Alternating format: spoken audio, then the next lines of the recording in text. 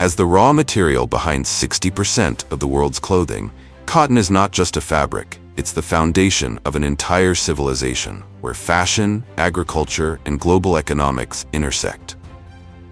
But have you ever wondered how more than 25 million tons of cotton are harvested and processed each year?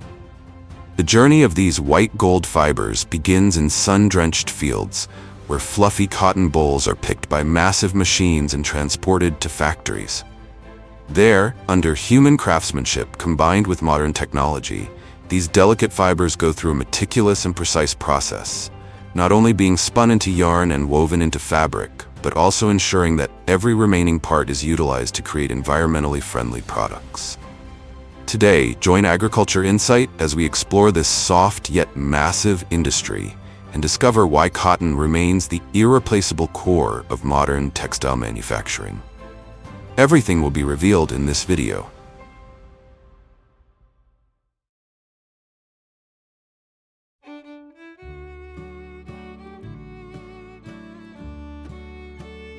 In the late 18th century, as the Industrial Revolution exploded in Britain, the genius of Eli Whitney and his invention of the cotton gin in 1793 turned cotton into the catalyst for sweeping transformations, launching a textile industry now worth over $100 billion. Today, India harvests more cotton than any other country, with over 6 million tons annually. But in terms of yield and exports, the true powerhouse is the United States, thanks to full mechanization and highly optimized farming systems. Meanwhile, despite global controversies over Xinjiang cotton and human rights issues, China still dominates the processing stage, operating the largest textile industry in the world.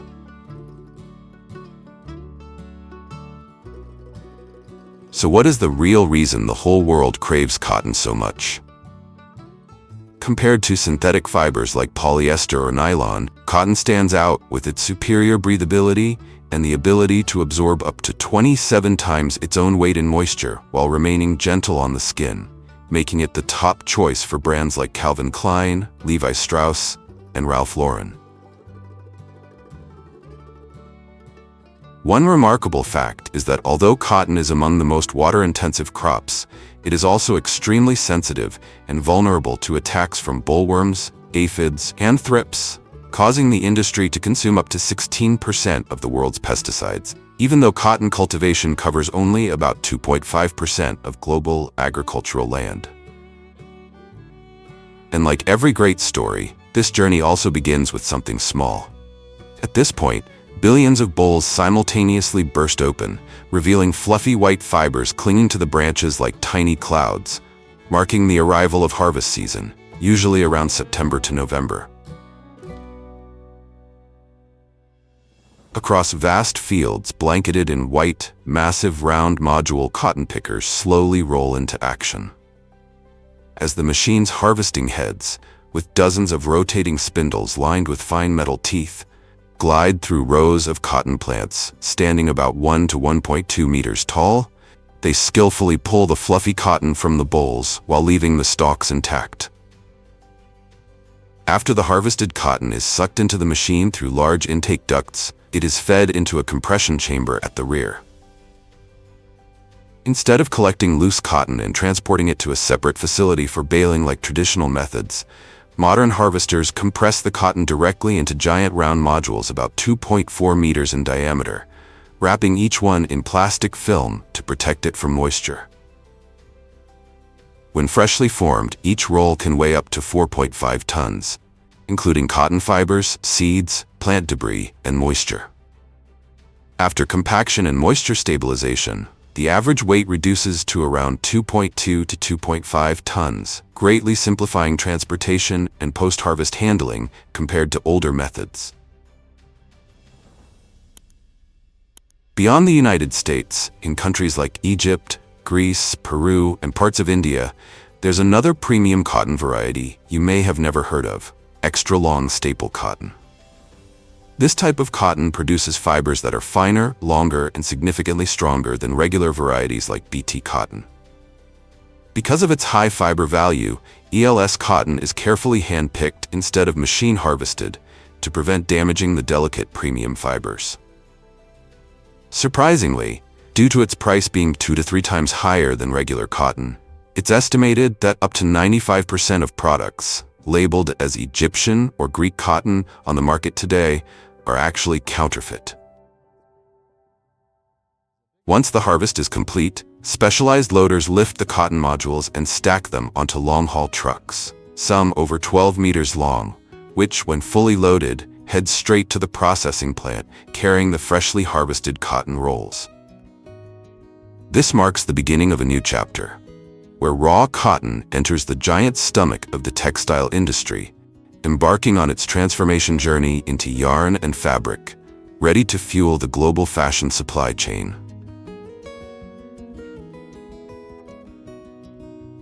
At the processing plant, the cotton modules are unloaded from the trucks and neatly arranged in long, orderly rows at the staging area outside the production zone. This is the first step in preparing the raw material before it enters the industrial spinning process. Next, specialized cotton module feeders begin moving along the stacked rows.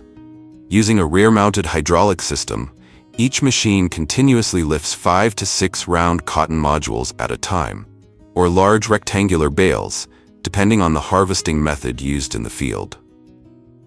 At many modern factories, once the cotton modules are transferred to the intake zone, they are further processed by a specialized bale opener, a machine designed to fully automate the unpacking process. The equipment gently secures each module in place, then uses twin clamps to carefully peel away the protective plastic wrap, allowing the entire cotton mass to drop onto a conveyor belt, leading to the feeding chute. However, at smaller facilities or in semi-automated operations, workers still rely on a manual-assisted method, using ropes or hooks to gradually remove the plastic wrap before feeding the raw cotton into the processing system. No matter which method is used, once the tightly compressed cotton modules are unpacked, they burst open into a chaotic mass, clumps of tangled fibers stuck together in dense chunks. Therefore, the first step in processing is to loosen the fibers, returning them to a fluffy, free-flowing state for easier handling in the next stages. The opening machine, known as a hopper feeder, uses rotating drums combined with toothed beaters to comb and pull apart the layers of cotton, helping the fibers no longer clump together, untangling the mess without needing a comb. The next stage is primary cleaning, where the cotton passes through large trash removal machines designed to eliminate remaining coarse impurities. These devices use rotating drums fitted with comb-like teeth, combined with powerful suction systems, to extract debris such as soil clumps, seed husks, dead leaves, and fine dust particles. A strong countercurrent airflow works alongside mechanical agitation, effectively loosening and separating light waste materials and channeling them into a dedicated collection system. As a result, a cleaner stream of white cotton moves forward to the most critical phase of the process, separating the fibers from the seeds. This is the heart of the entire cotton processing line, the moment when fibers are completely separated from the seeds. Modern cotton gins use hundreds of small, high-speed circular saw blades that rotate rapidly. As the cotton passes through the machine, these saw teeth pull the fibers through narrow slots, while the larger cotton seeds are too big to pass and remain behind. It's important to note that only about 35% of the cotton's weight is usable fiber for spinning, while the remaining 65% consists of cotton seeds and other impurities. Millions of tons of these byproducts are not wasted. The separated cotton seeds are conveyed along the processing line and stored in large silos or dedicated warehouses, ensuring stable preservation before being processed into cooking oil, livestock feed, or planting seeds for the next season. Cottonseed oil has a light, neutral flavor and a high smoke point, making it ideal for frying and food processing. It is also richer in unsaturated fats compared to many other cooking oils, such as palm oil or lard, which makes it a popular choice in the snack food industry and commercial kitchens. After the seeds are removed, the cotton fibers move on to the lint cleaner, a specialized machine designed for deep cleaning and fiber refinement. This system uses multiple layers of rotating cylinders, serrated bars, and high-powered suction to eliminate any remaining impurities, such as fine dust, small seed fragments, and short, undesirable fibers. After cleaning, the cotton fibers are compressed into large bales using powerful hydraulic presses, packing each block of cotton into standard-sized molds with a weight of about 220 to 230 kilograms per bale. This time, the cotton is no longer pressed into round modules as before, but into compact rectangular bales, making storage, stacking, and transportation in factories much neater and more efficient. A critical step after baling is sample testing, not only to prevent commercial fraud, but also to help textile mills proactively manage risks related to raw material origins, especially as Xinjiang cotton faces strict global scrutiny. After grading and classification, the bales are neatly stacked in specialized storage warehouses, where humidity and temperature are carefully controlled to preserve quality. Once orders are placed by spinning mills, the cotton bales are loaded onto transport trucks and dispatched from the factory, completing the journey from raw field harvested material to a clean, uniform, and standardized product ready for the next phase of textile production. Compressed cotton bales are first arranged in long rows. An automatic bale opener runs along these rows, using rotating spikes or cutting rollers to gently shave off thin layers from the surface of each bale. The loosened cotton is then sucked up through an air duct system and transported to the pre-opener machine. Here, internal blades and spiral rollers continue to break down the cotton clumps into smaller tufts, while large impurities, such as dry leaves, seed husks, and dirt are removed through reverse airflow and filtering sieves. All the loosened cotton is then sent to the blending machine. This is a critical step to ensure uniformity in color, fiber length, and quality because the mill often mixes multiple batches of cotton, including virgin cotton, recycled fibers, or synthetic blends. This thorough blending process guarantees that the yarn produced later will remain stable and consistent throughout mass production.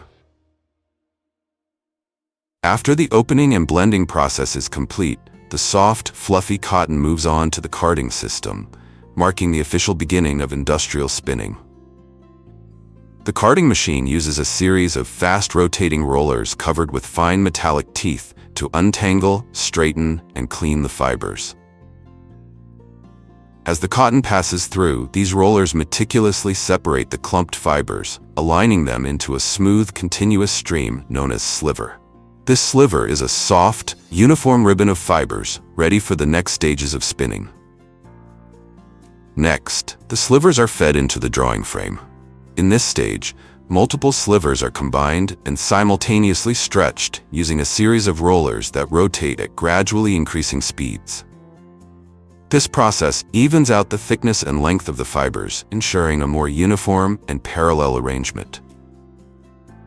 Drawing not only refines the fiber alignment, but also controls the fiber density along each meter of the sliver. It serves as the foundation for the precision spinning process that follows, guaranteeing consistent quality in the final yarn.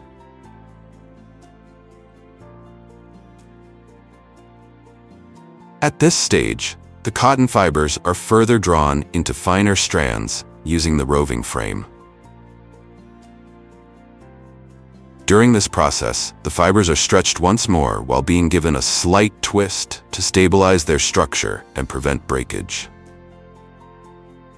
The rovings are then fed into the main spinning machine, which can be either ring spinning or open-end spinning, depending on the type of yarn required. Here, the fibers are drawn out to an even finer diameter and tightly twisted to enhance mechanical strength. Depending on the intended application, the finished yarn can have various properties, ranging from soft and smooth to durable, glossy, or elastic, tailored to meet specific product requirements. After the yarn is fully spun, it is wound onto paper or plastic tubes, known as bobbins. Each bobbin can hold anywhere from 2,000 to 5,000 meters of yarn, depending on the thickness and type of yarn being produced.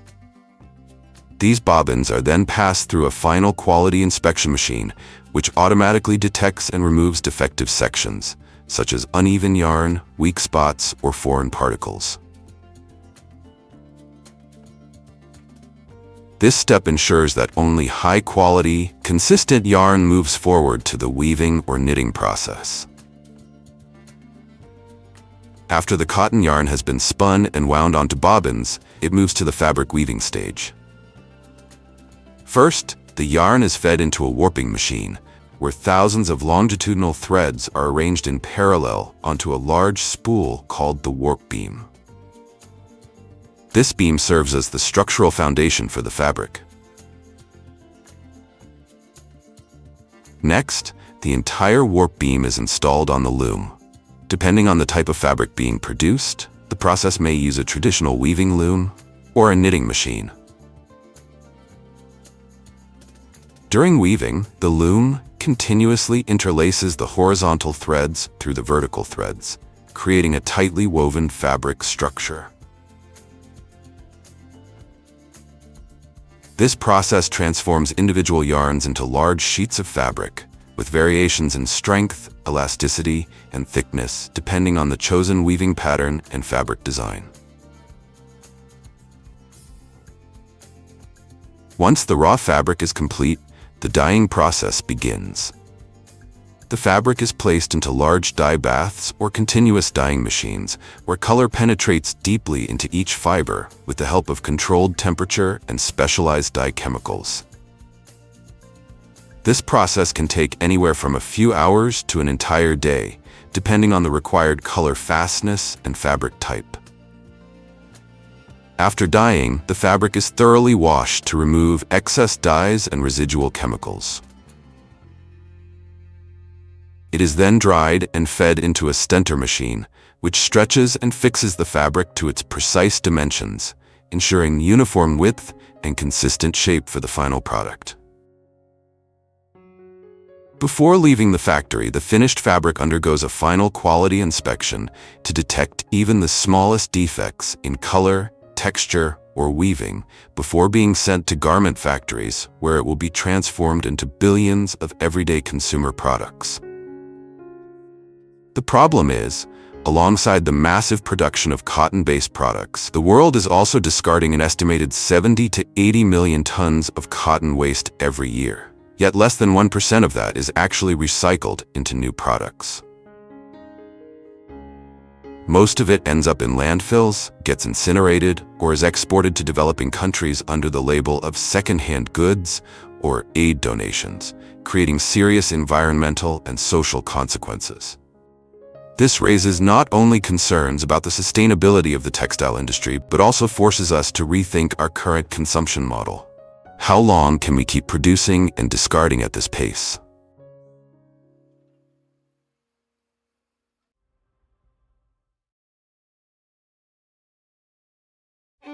China is currently the world's largest producer of salt, with an annual output of up to 70 million tons. With coastal salt fields spanning thousands of hectares, the United States ranks second, but leads in cutting-edge extraction technologies and advanced automation systems.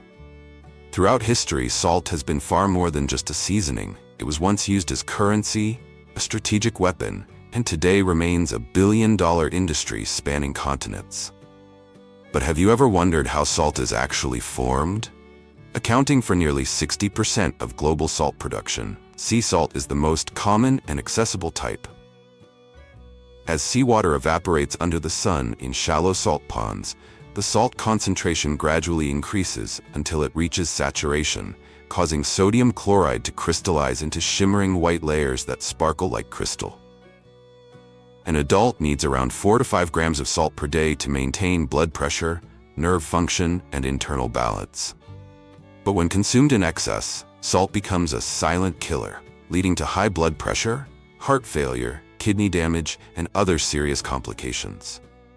And now, join us as we begin the journey to the birthplace of salt, where sunlight, wind, and human hands come together to create the glistening white gold that has sustained civilizations for thousands of years.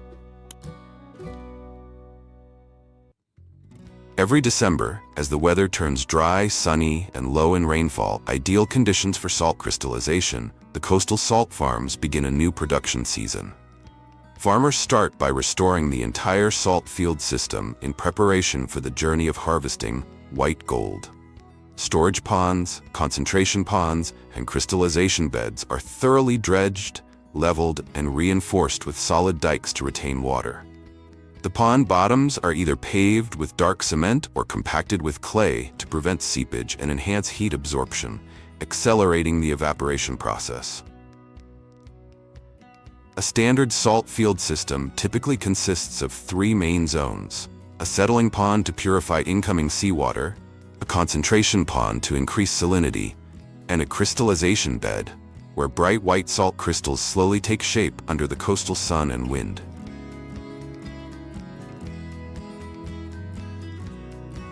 Once the salt field system is ready, seawater is channeled into the first settling pond through shallow ground-level canals or pipelines connected directly to the sea. Each settling pond can hold up to 500,000 liters of water. Timing is crucial. Water must be drawn in during high tide to capture optimal salinity. A delay of just a few hours can disrupt the entire crystallization process that follows. There, it is held for 1 to 3 days to allow sediment, sand, algae, and plankton to settle, effectively purifying the water before it enters the crystallization stage. After this settling and filtration process, farmers use salinity meters to check whether the brine has reached the appropriate saturation level for salt to begin crystallizing. This precise measurement helps regulate the salt concentration, ensuring even formation and high-quality harvests. When the seawater reaches the desired salinity, it is channeled through small ditches into evaporation ponds, where natural sunlight and wind gradually evaporate the water. At the concentration pond, seawater continues to undergo natural evaporation under the combined effects of sunlight and coastal winds. As the water gradually evaporates, the salinity rises from an initial 3 to 5% to around 20 to 25%.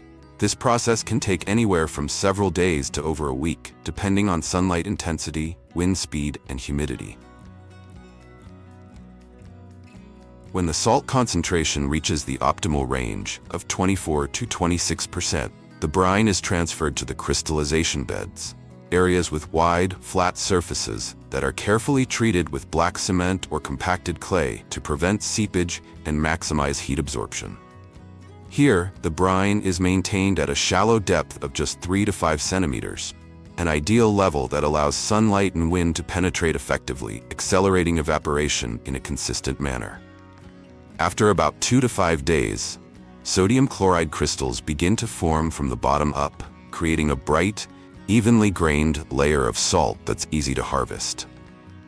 Interestingly, the crystallization process doesn't occur as individual grains, but rather as thin sheets that can peel off in large flakes. In small-scale salt production areas, or regions where salt flats are uneven, with soft soil or sandy surfaces that limit the use of machinery, traditional manual harvesting remains the primary method. Simple tools like bamboo rakes, aluminum shovels, and hand-pulled carts become indispensable companions for salt farmers in their daily effort to collect the precious white gold. Salt is gathered into small piles, then loaded onto carts or specialized transport vehicles and moved to collection points in preparation for storage and distribution.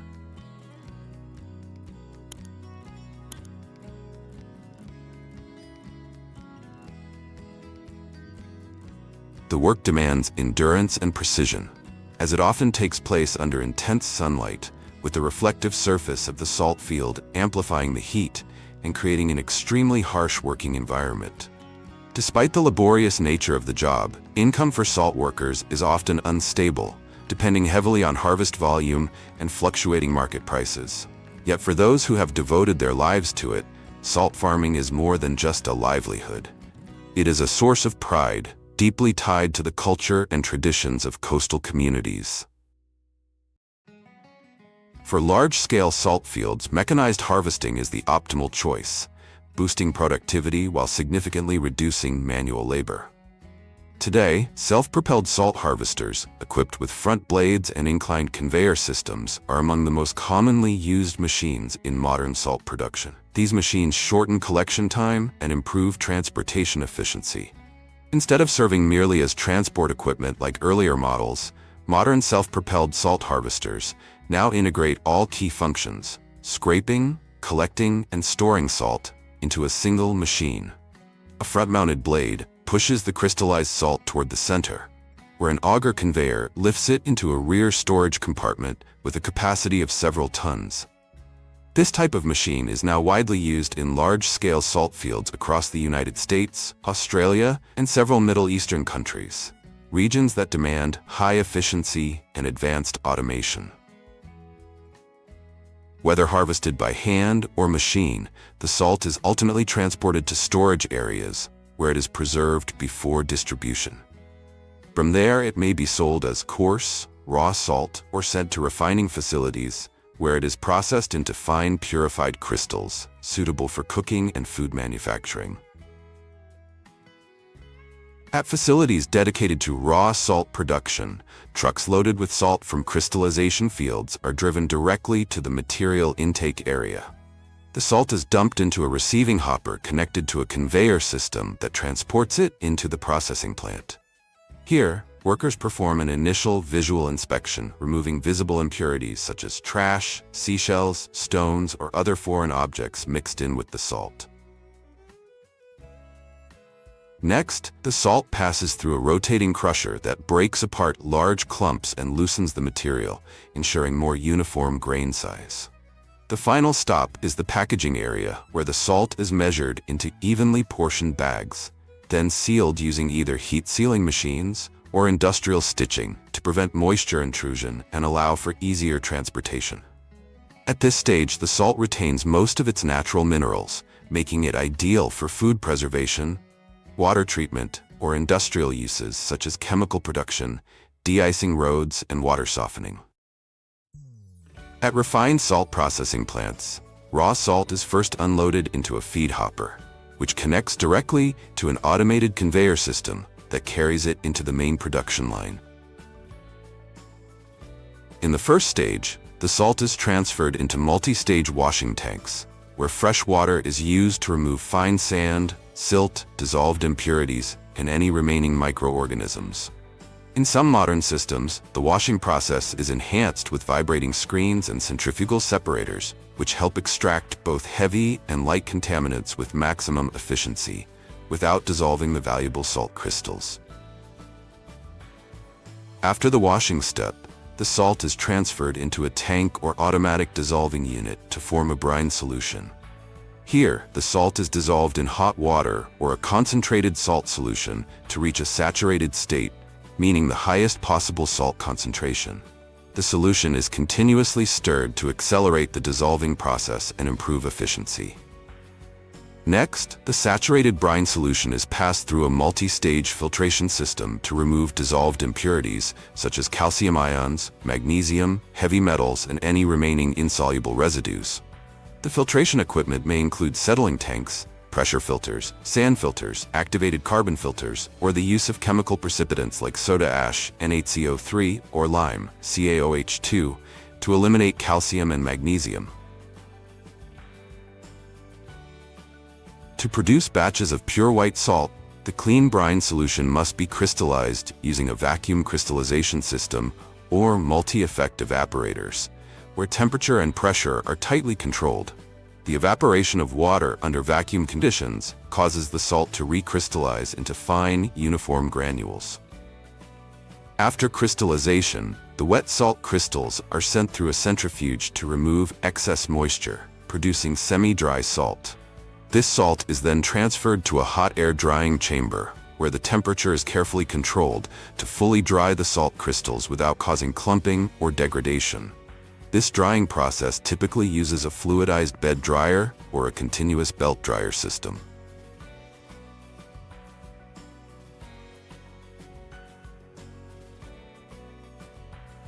After drying, the salt may be cooled using air to prevent it from reabsorbing moisture when exposed to the external environment.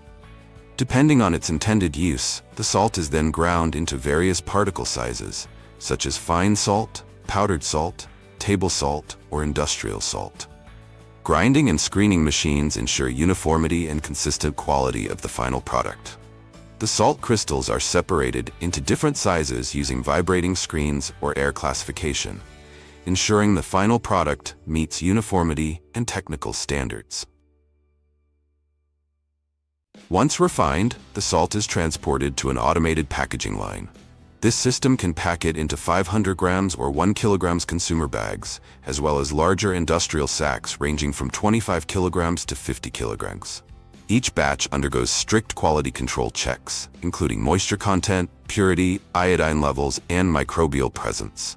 Products that meet the standards are stored and then distributed to the market. But you might wonder, what happens to all that water used in the process? Is it simply discarded? Not at all. In fact, modern salt refining plants are equipped with integrated wastewater treatment systems to ensure environmental safety. Wastewater from washing, filtering, and drying stages is treated using physical, chemical, or biological methods. Once purified, this water can be reused in non-food contact applications, such as cooling systems or equipment surface cleaning. This approach not only reduces operational costs, but also aligns with sustainable production standards. In addition to common sea salt, there are also rare and valuable types like Korean bamboo salt, which can cost many times more due to its unique mineral content and a painstaking production process that takes weeks or even months to complete. This unique type of salt originates from Korea and has been used in traditional medicine as a detoxifier and digestive aid.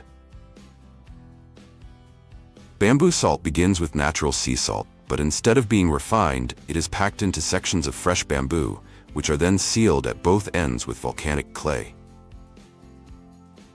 These bamboo tubes filled with salt are fired in a kiln at extremely high temperatures, ranging from 800 degrees to over 1,300 degrees. And the process can be repeated 3 to 9 times depending on the grade of the salt. The first firing removes impurities, while subsequent firings enhance mineral content and trigger chemical reactions between the salt, bamboo, and clay. During the firing process, the salt changes color, from white to purple, gray, or metallic hues, and its crystal structure is transformed. It loses the harsh sharpness of regular salt and develops a more mellow taste with subtle mineral undertones. Remarkably, bamboo salt is highly alkaline, with a pH between 10 and 12, and is believed to neutralize excess acid in the body, aid in treating stomach ulcers, detoxify the liver, eliminate heavy metals, and cleanse the mouth. Compared to refined sea salt, which is primarily pure NaCl, bamboo salt is almost a controlled chemical transformation, crafted through traditional methods. Each batch can take several days to weeks to complete and consumes a large amount of raw material. Producing 1 kilogram of 9 times roasted bamboo salt may require over 10 kilograms of raw sea salt, along with meticulous labor. This explains why bamboo salt commands such a high price, especially the 9 times roasted variety, which can cost as much as $200, $300 per kilogram, and is often sold in small containers as a health supplement rather than used as a daily seasoning.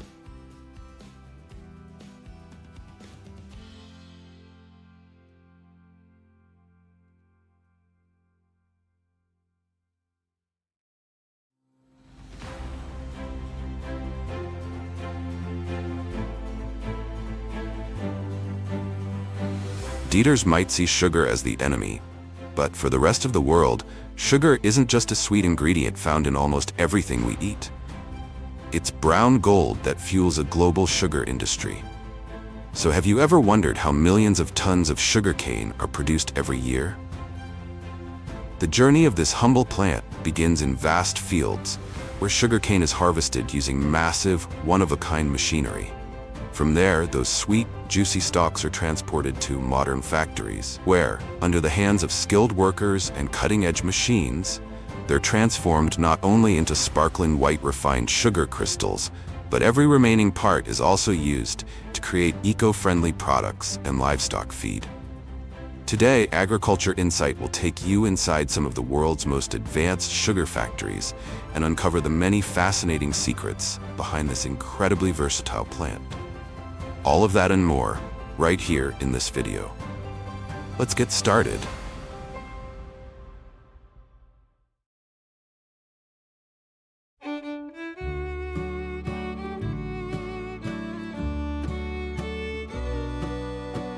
Now imagine yourself standing in the middle of a sugarcane field that stretches all the way to the horizon, where towering, sturdy stalks reach up under the sun. Welcome to Brazil, the kingdom of sugarcane. Every year, this country grows over 700 million tons of sugarcane, more than anywhere else on Earth. But don't let the plant's humble appearance fool you. From this seemingly simple grass, humans have built a massive industry worth over $40 billion. And here's a sweet little fact you might not know. Just 10 sugarcane stalks are enough to produce a 1 kilogram bag of sugar. Compared to other crops like corn, wheat, or fruits, which contain less than 10% sugar, sugarcane stands out with a natural sugar content of up to 16%, making it one of the sweetest and most efficient raw materials for sugar production. And it all begins with the harvest season, when the sugarcane fields come alive, ready to kick off a brand new production cycle.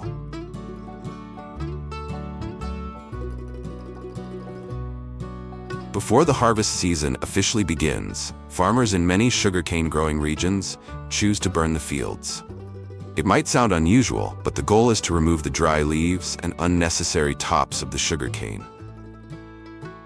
This practice helps clean the stalks, reducing the amount of unwanted material like fallen leaves, organic debris, and insects, which in turn makes the harvesting process quicker and more efficient. Plus, collecting only the sugar-rich stalks helps cut down on transportation costs. However, because this method produces a significant amount of smoke and harmful emissions, sugarcane burning is now strictly regulated. In some areas where it's still allowed, burning must follow specific timeframes and environmental conditions to minimize its impact on air quality and public health. In light of these concerns, harvesting fresh, unburned sugarcane using modern machinery is increasingly being encouraged and is quickly becoming the new standard. Sugarcane harvesters are engineered with high precision, capable of cutting close to the ground without damaging the roots, allowing the plant to regenerate for future harvests.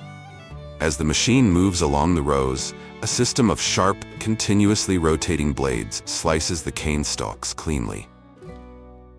At the same time, the leaves and tops are removed directly on board using a smart separation system combined with powerful fans. These unwanted parts are returned to the field, forming a natural mulch layer that helps retain soil moisture and boosts fertility.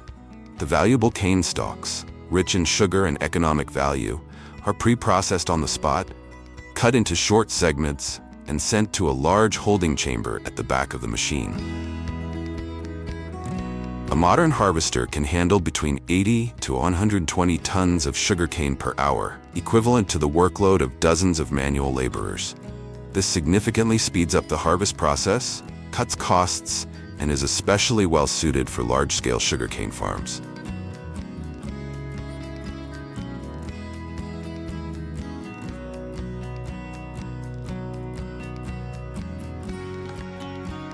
Once full, the chopped cane is swiftly transferred to waiting trucks at the edge of the field, ready to be transported straight to the factory.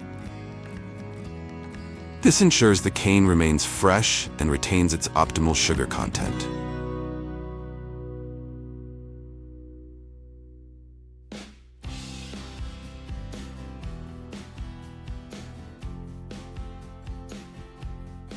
After harvesting, millions of tons of sugarcane are transported to the factory by truck or train, depending on the region.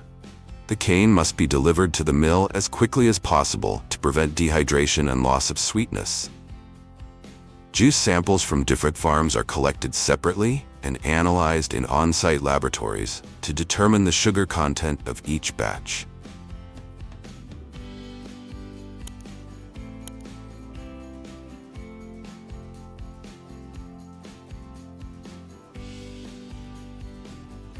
Before processing begins, the sugarcane is passed through a high-pressure water spray system to be thoroughly washed. This step removes soil, sand, dust, and any remaining impurities clinging to the cane stalks, ensuring the raw material meets the necessary cleanliness standards.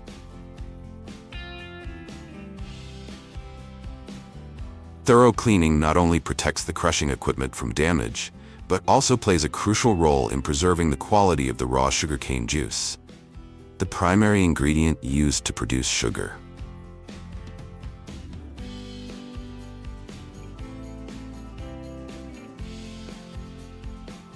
After being washed, the long sugarcane stalks are fed into specialized cutting machines to be chopped into smaller pieces.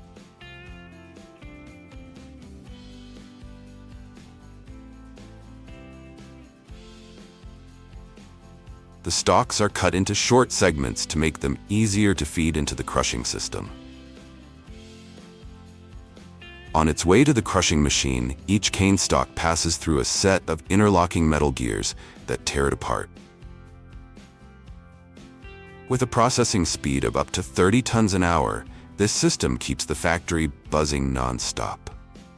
If you still can't picture how much that is, one dairy cow would need around 40 days to chew through that much sugarcane, assuming she doesn't get bored and wander off halfway through. Next, these pieces pass through powerful crushers equipped with heavy rollers that continuously press and squeeze the cane to extract raw juice. Thanks to this roller system, the sugar content is extracted as efficiently as possible, maximizing the output of the entire process.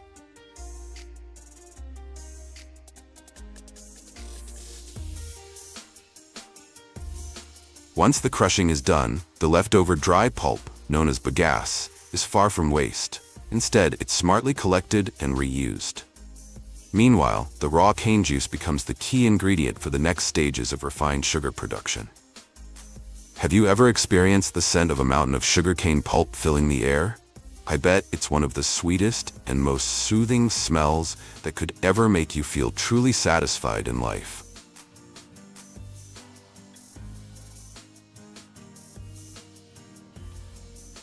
And now, prepare to be amazed by how factories make almost full use of sugarcane bagasse, turning it into eco-friendly products like plates, cups, and even paper. The bagasse is then collected and transported to specialized recycling facilities by truck or through a centralized transfer system. At the recycling plant, the bagasse goes through a high-pressure water washing system to remove impurities like soil, sand, shredded cane peel, and any remaining sugar. After washing, it is either mechanically pressed or lightly dried to prepare it for the grinding stage. Once cleaned, the bagasse is fed into grinding machines to break down its fibrous structure.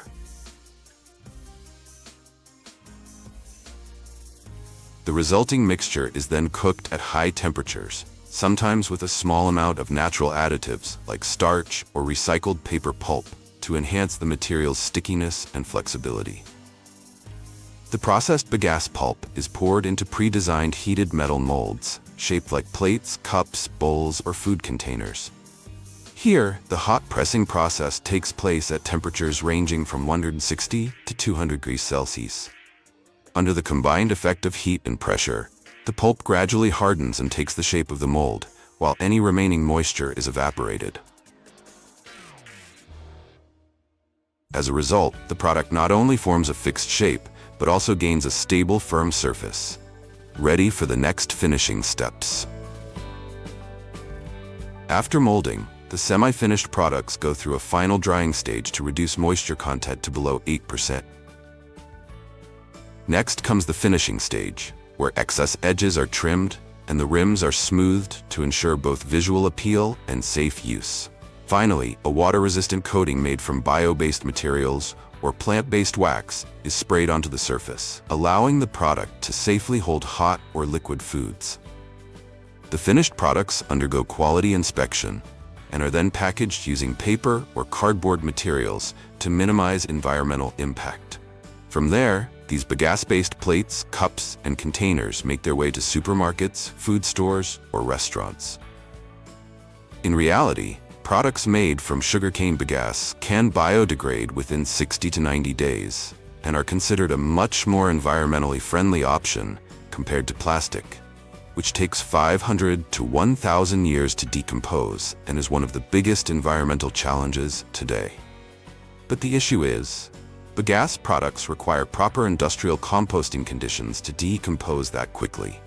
If they are thrown into regular landfills, the decomposition time can sometimes be even longer.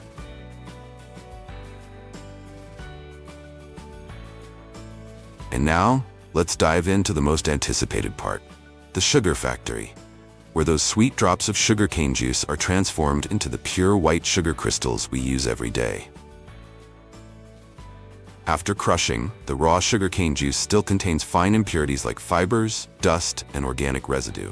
To purify it, lime is added to the juice. The lime reacts with the impurities, causing them to precipitate out, making the juice clearer, a crucial step before concentration. Next, the juice enters a multi-effect evaporation system, typically made up of 3 to 5 connected evaporators. In this system, water is gradually removed by heating the juice at temperatures ranging from 70 to 150 degrees Celsius, depending on each stage and the pressure inside. Through this process, the juice thickens and turns into a pale yellow syrup with a noticeably denser consistency. This concentrated syrup sets the stage for the crystallization step, where sweet crystals begin to form from the thick golden liquid. To begin the crystallization process, seed sugar crystals are added to the concentrated syrup, which is then slowly cooled. Over several hours, sugar gradually begins to crystallize. The resulting mixture is then transferred to a centrifuge, which spins at high speed to separate the sugar crystals from the remaining molasses. This is the key step that defines the difference between raw brown sugar and refined white sugar. A question many people have long wondered about. Brown sugar retains about 3 to 5% of natural molasses, giving it a rich brown color and a distinctive caramel-like aroma, while white sugar is refined to the point that it contains up to 99.9% pure sucrose, resulting in its bright appearance and clean, pure sweetness.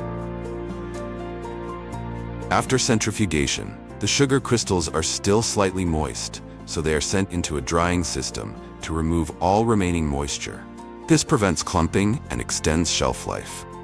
Once dried, the sugar is ready to move on to the refining stage, where it will be purified to achieve its final sparkling white form. To produce pure white sugar, a decolorization process is carried out. First, raw refined sugar is dissolved in hot water at around 80 degrees Celsius. The solution is then heated and filtered through layers of sand and gravel, followed by activated carbon columns to remove the color. Finally, the solution is centrifuged once more to obtain pure white sugar crystals.